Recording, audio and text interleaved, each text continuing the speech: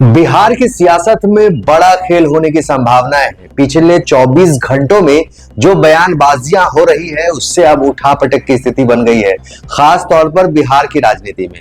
और ये बिहार की राजनीति कोई पहली बार नहीं, बल्कि जितने टर्म से यहाँ पर खेला चल रहा है उसके अगले ही पल में खेला होने की पूरी संभावनाएं रहती है। ये हम इसलिए कह रहे हैं क्योंकि अब खेला होने के नए आसार भी दिखने शुरू हो गए हैं। सबसे पहले आप बिहार के डिप्टी सीएम विजय सिन्हा के इस बयान को सुनिए। भाजपा की अपनी सरकार हो तभी सभी अटल जी के प्रति सच्ची श्रद्धांजलि होगी, तभी हमारा और आपकी मन के अंदर आग और फर्क शांत होगा। आपने सुना, विजय सिन्हा ने मंच से सीधे शब्दों में कह दिया कि अटल जी को तभी सच्ची श्रद्धांजलि मिलेगी जब बिहार में अपनी भाजपा की सरकार होगी। उसके इस बयान पर सियासी भूचाल आ गया और फिर अटकलों के भंवर में सियासत की कवायद जारी हो गई। लोगों के बीच ये बात अब आग की तरह फैलनी शुरू हो गई कि बिहार में फिर से खेला होगा। बस कुछ ही समय के बाद यू टर्न मारकर फिर से विजय सिन्हा ने अपना बयान दिया और इस बार जो विजय सिन्हा ने कहा वो भी आप सुन लीजिए।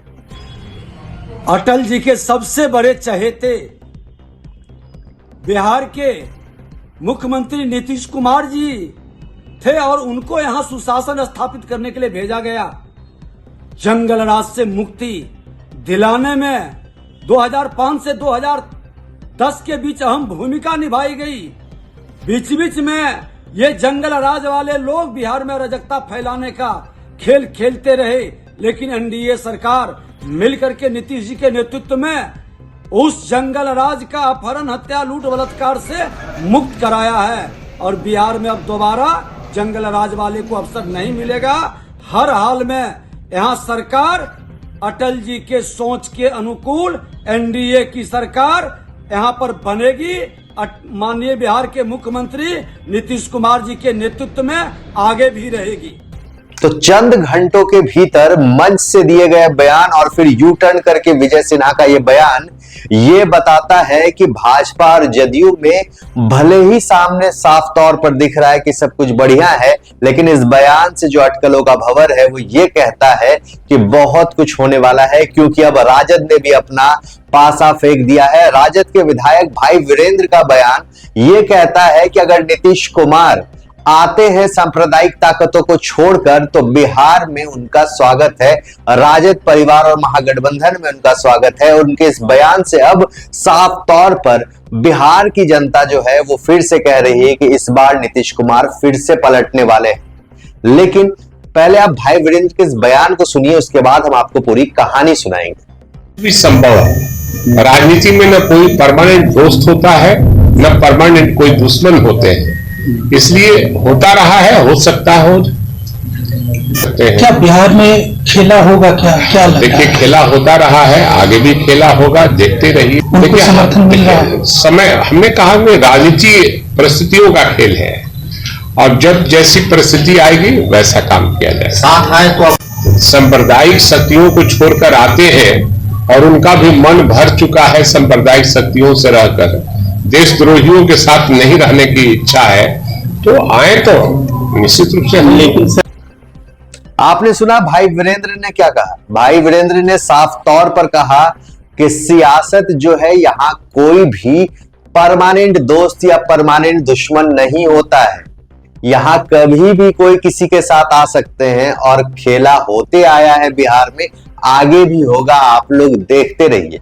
उनके इस बयान से साफ पता चलता है कि राजद भी बाहें खोली खड़ी है कि उनके पुराने साथी नीतीश कुमार वापस से उनके साथ आ जाए और बिहार में फिर से महागठबंधन की जब सरकार बने तो नीतीश कुमार के साथ मिलकर वो सरकार बनाएंगे। तो ऐसे में बीते 24 घंटे में जो बिहार की सियासत है वो कई मायनों में अहम हो जाती है, क्योंकि भाजपा और जदयू के बीच क्या कुछ चल रहा है इस पर जब आप पीछे पन्ना पलटाएंगे तो आपको पता चलेगा कि नीतीश कुमार मंच से साफ साफ कहते हैं कि अब हम कोई गलती नहीं करेंगे, अब हम भाजपा को छोड़कर कहीं नहीं जाएंगे। लेकिन फिर उस बयान के बाद जब नीतीश कुमार पलट जाते हैं और दोबारा फिर नए मंच पर आकर इसी तरह का बयान देते हैं तो लोगों को लगता है कि नीतीश कुमार कभी भी पलट सकते हैं।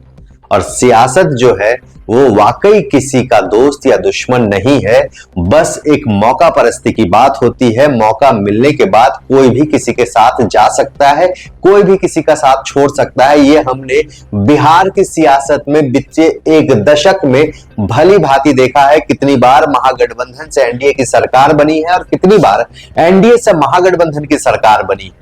ऐसे में जो सवाल है वो साफ साफ है कि क्या नीतीश कुमार वाकई भाजपा के साथ मन से है, क्योंकि जब उनका मन विचलित होता है तो सरकार बदल लेते हैं, जब असहज महसूस करते हैं तो एक पाले को छोड़कर दूसरे पाले पे आ जाते हैं, और जब नीतीश कुमार पूरी तरह सहज हो जाते हैं तो वो उसी कुर्सी पर बैठे रहते हैं जिस पे बीते 18 सालों से है।